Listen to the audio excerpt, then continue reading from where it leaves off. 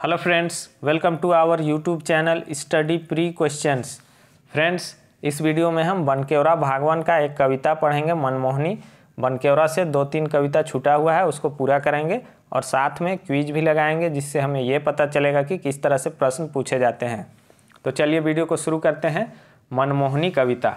मनमोहनी कविता के लेखक कौन है? तो कृपाल नारायण तिवारी जी। मनमोहनी कविता के लेखक कौन है? कृपाल नारायण तिवारी जी। पहला प्रश्न तो यही बनता है। फिर दूसरा प्रश्न बनेगा कि यह किस राग पर आधारित है? तो मनमोहनी कविता राग लुझरी पर आधारित है। तो पहले पूरा कविता पढ़ लेते हैं, फिर अंत में जो शब्दार्थ दिया हुआ है उसको देखेंगे। चलिए।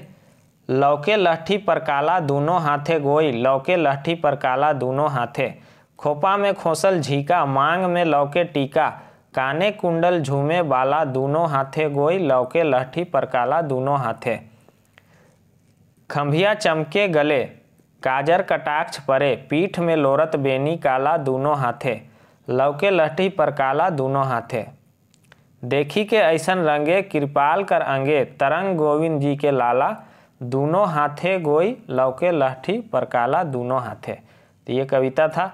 अब इसका शब्दार्थ देखते हैं। लहठी, लहठी कहते हैं हाथ का कलाई में पहनने वाला गहना को लहठी कहते हैं। ये मुख्य रूप से लाह का बना होता है। लाख भी लिखा मिलता है। तो ये लहठी जो है हाथ का कलाई में पहनने वाला गहना होता है, उसी का चमकने का बात कविता में बार बार दोहराया गया है। परकाला कहते हैं आईना को, शीशा को। झीका, झीका क्या है? केस में खोंसे वाला गहना, यानी कि बाल में खोंसने वाला ये एक गहना है, उसको झीका कहते हैं। खंभिया किसको कहते हैं? बाह में पिंधे को वाला गहना। खंभिया गला में पहना जाता है, खंभिया गला में पहना जाता है, लेकिन इसमें बाह में लिख दिया है और कविता में भी गला में पहनने का ही बात किया है, लेकिन शब्दार्थ में बाह में लिख दिया है, तो इसको भी ध्यान में रखिएगा। लेकिन खंभिया जो है गला में पहना जाता है और ये मुख्य रूप से चांदी का बना होता है खंभिया।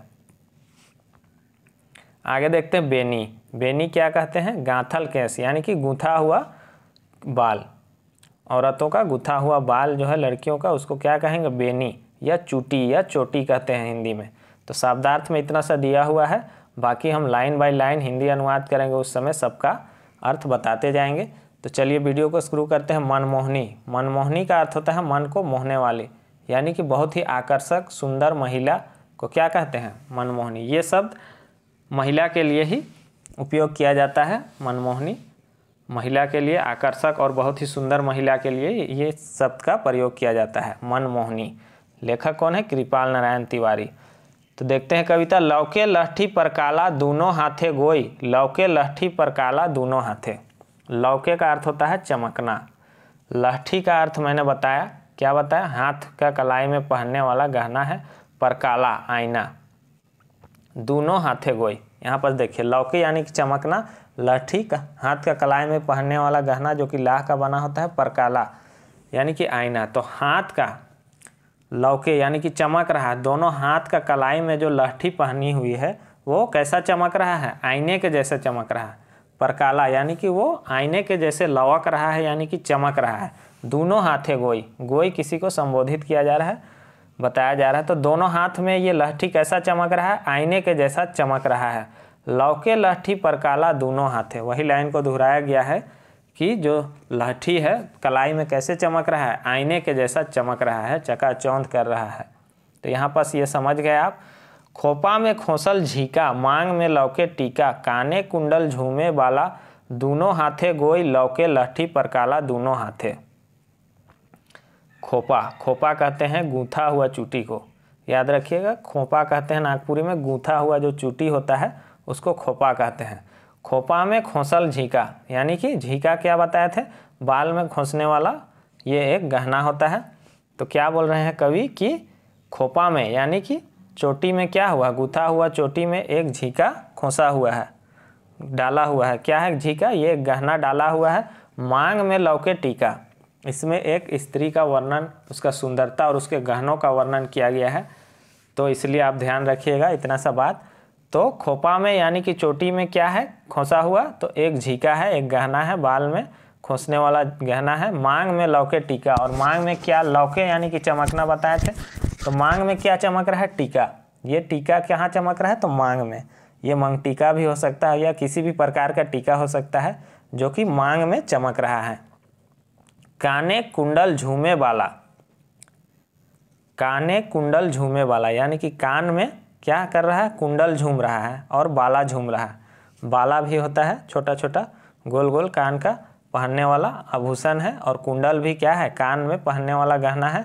तो क्या कान में क्या झूम रहा है, कान में कुंडल, और बाला क्या कर रहा है, झूम रहा है। उसके कानों में कुंडल हो गया और बाला, ये सब क्या हो रहा है, ये सब गहना उसके कानों में झूम रहा है। देखिए कविता यहाँ पर समाप्त हो जाता है और उसके बाद यहाँ से शुरू होकर यहाँ ख़त्म होगा। इस तरह से देखिएगा तभी आप अर्थ निकाल पाइएगा, नहीं तो गड़बड़ा जाइएगा।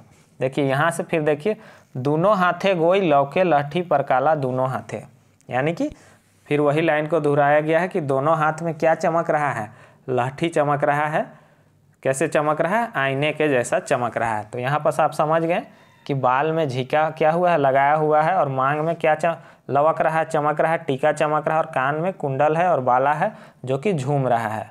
आगे देखते हैं, खंभिया चमके गले काजर कटाक्ष परे, पीठ में लोरत बेनी काला दोनों हाथे लौके लहठी पर काला दोनों हाथे। खंभिया, खंभिया मैंने बताया था, खंभिया चमके गले, मैंने बताया था कि खंभिया गला में पहना जाता है, इसलिए यहाँ लिखा हुआ भी है कि खंभिया चमके गले, यानी कि खंभिया कहाँ चमक रहा है, खंभिया जो कि चांदी का बना आभूषण है वो गला में चमक रहा है। काजर कटाक्ष परे, और काजर यानी कि काजल क्या कर रहा है, देखिए कटाक्ष का 2-3 मीनिंग होता है, तिरछी नज़र से देखना भी होता है, वार करना भी होता है, इस तरह से। तो काजल क्या कर रहा है, तिरछी नज़र से देख रहा है, यहाँ पर तिरछी नज़र से देखना होगा। तो काजल क्या कर रहा है, तिरछी नज़र से देख रहा है। पीठ में लोरत बेनी,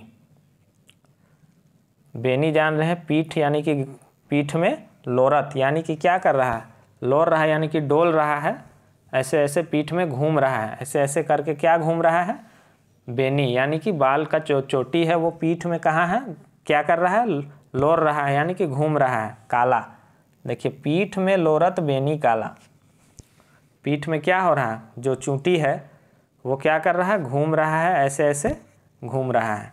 दोनों हाथे लौके लहठी पर काला दोनों हाथे, फिर कविता यहाँ से समाप्त होकर यहाँ से शुरू होकर यहाँ समाप्त होगा। तो दोनों हाथे लौके लहठी पर काला दोनों हाथे, वही चीज़ को बताया गया है कि दोनों हाथ में लहठी कैसे चमक रहा है, आईने के जैसा चमक रहा है। देखी के ऐसन रंगे कृपाल कर अंगे, तरंग गोविंद जी के लाला दोनों हाथे गोई, लहखे लहठी पर काला दोनों हाथे। देखी के ऐसन रंगे, और ऐसे रंग में उस स्त्री को देख के कृपाल कर अंगे तरंग, यानी कि कृपाल कौन है, यहाँ पर लेखक है कृपाल नारायण तिवारी जी। तो ऐसे स्थिति में, ऐसा रंग में एक स्त्री को देख के कृपाल जी का अंग में क्या हो रहा है, तरंग दौड़ रहा है। कृपाल कर अंगे तरंग, यानी कि कृपाल जी जो लेखक हैं उनके अंग में भी क्या हो रहा है, तरंग दौड़ जा रहा है। एक औरत को इस स्थिति में देख रहे हैं, उसका खूबसूरती, उसका आभूषण सबको देख के कवि का भी क्या हो रहा है, अंग में एक तरंग दौड़ रहा है।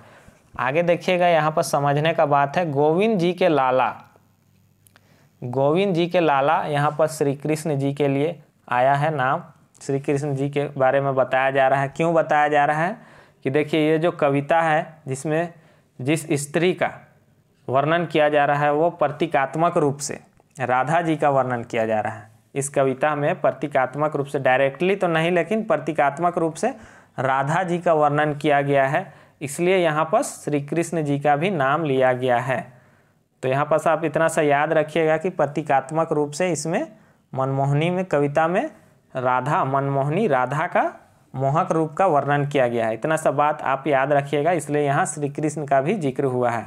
उसके बाद फिर वही होगा, यहाँ से समाप्त होगा। उसके बाद यहाँ से दोनों हाथे गोई लौके लहठी पर काला दोनों हाथे, यानी कि दोनों हाथ में जो लहठी है लाह का बना हुआ वो आईने के जैसा चमक रहा है। तो यहाँ पर आप समझ गए होंगे, एक एक शब्द का भी समझ गए होंगे। अगर कोई शब्द में प्रॉब्लम है तो कमेंट बॉक्स में ज़रूर बताइएगा। चलिए अब क्वेश्चन आंसर करेंगे।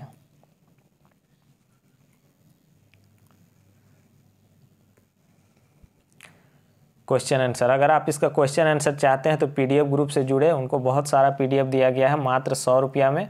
जो लोग अभी तक नहीं जुड़े हैं वो जल्दी से जुड़ जाएं। लोक साहित्य का भी PDF दिया जा रहा है और टेस्ट सीरीज भी चालू है, बहुत ही बेहतरीन टेस्ट सीरीज। जो लोग जुड़े हैं उनको पता है, जल्दी से टेस्ट सीरीज से भी जुड़ जाइए, आपको मेरा नंबर डिस्क्रिप्शन में मिल जाएगा। तो चलिए देखते हैं मनमोहनी कविता का रचनाकार कौन है कहें।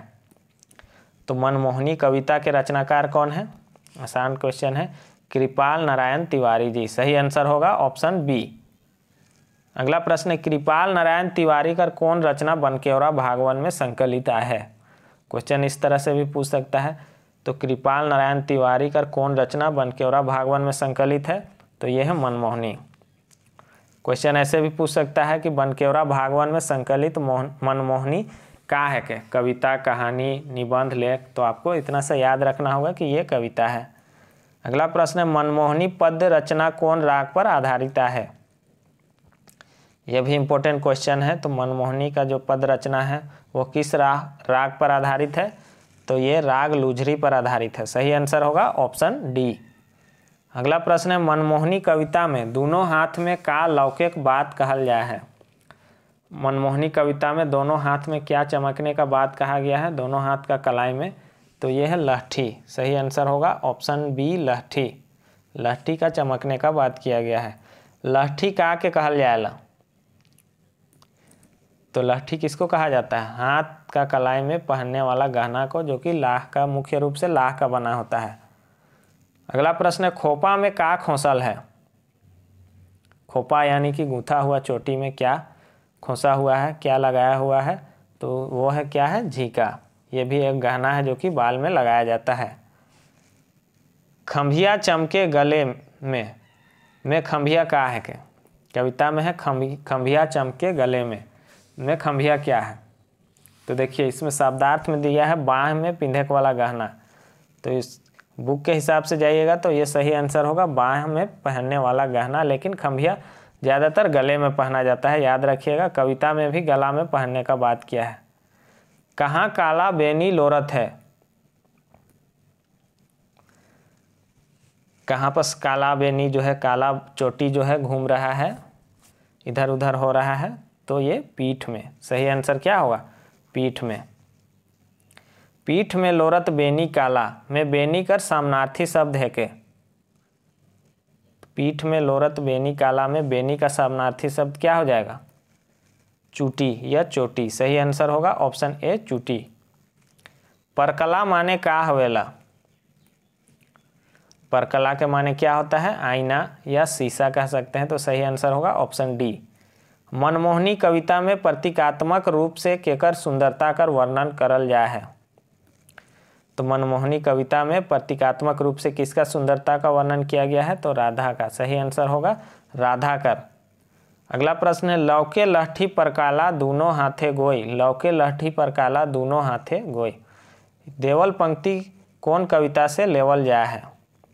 तो दिया हुआ जो इस तरह से पंक्ति दे देगा और पूछेगा कि ये किस कविता का है, तो आपको याद रखना होगा मनमोहनी। सही आंसर इसका क्या होगा, मनमोहनी।